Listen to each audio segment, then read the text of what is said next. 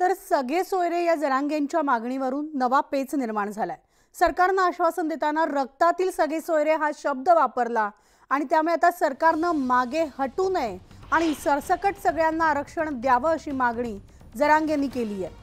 तर जरांगेंनीच शब्दाचा चुकीचा अर्थ काढल्याचं मंत्री उदय सामंतांनी म्हटलंय। जर मुलाचं लग्न इतर जातीतील मुलीशी झालेलं असेल तर मुलीकडची मंडळी व्याही किंवा सोयरे आहेत, त्यांना आरक्षण कसं देणार असा सवाल त्यांनी उपस्थित केला। जे चार शब्द त्यांच्या तज्ञांना लिहून घेतलेले सरकारच्या वतीने आलेले मंत्री महोदय होते, त्यांचे तज्ञ होते, कायदेशीर तज्ञ होते, अभ्यासक पण होते, त्यांचे उच्च दर्जाचे सगळे अधिकारी सुद्धा होते, त्यांनीच ते चार शब्द लिहून घेतलेले, तर त्यावरच उपोषण सुटलेलं आहे। म्हणजे महाराष्ट्रातल्या मराठा समाजाला आरक्षण कशा स्वरूपाचं द्यायचं, एक नोंद मिळाली त्या आधारावर कसा लाभ द्यायचा हे ठरलेले जे चार शब्द आहेत त्यावर चर्चा झाली, त्यावर मी ठाम आहे।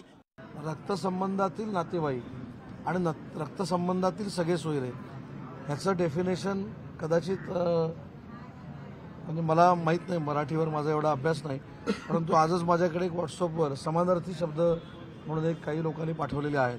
त्याच्यामध्ये रक्तसंबंधातील नातेवाईक याचा अर्थ वडिलांकडनं जी वंशावळ होते, ब्लड रिलेशन, तीच होते आणि रक्तसंबंधातील सगळे सोयरे ह्याची व्याख्या देखील तीच होते असं माझं म्हणणं नाही। माझं कदाचित चुकत असेल, पण काही तज्ज्ञांनी जे माझ्याकडे पाठवलंय त्याच्यामध्ये तोच उल्लेख आहे।